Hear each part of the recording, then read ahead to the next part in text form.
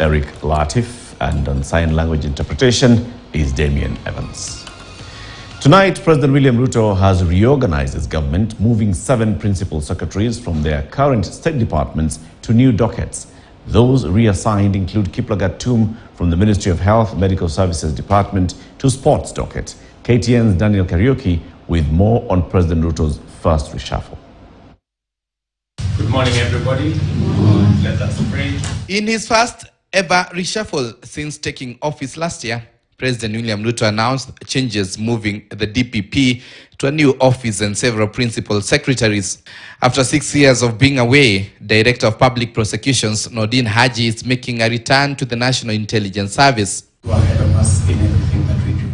In his reorganization, President William Ruto has moved the principal secretaries in various cabinet ministries just a day after sacking Josephine Mburu as the PS for Public Health and Professional Standards over a procurement scandal at the Kenya Medical Supplies Authority, KEMSA.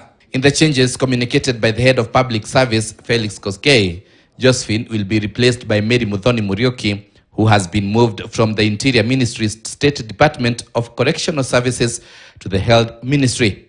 Esther Ngero, who was in charge of performance management in the office of the Prime Cabinet Secretary, has been reassigned to the State Department of Correctional Services, while engineer Peter Kiplangat Tum, who was the PS in charge of medical services, has been moved to the sports docket, with PS Jonathan Mweke, who was in charge of sports, shifted to the livestock development wing in the Ministry of Agriculture.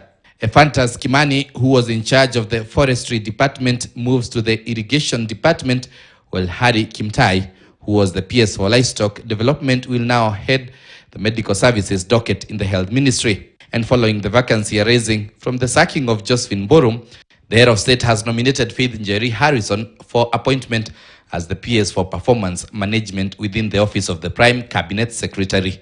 Daniel Kariuki, KTN News. Long-serving DPP Nordin Haji is now set to be the next Director General of the National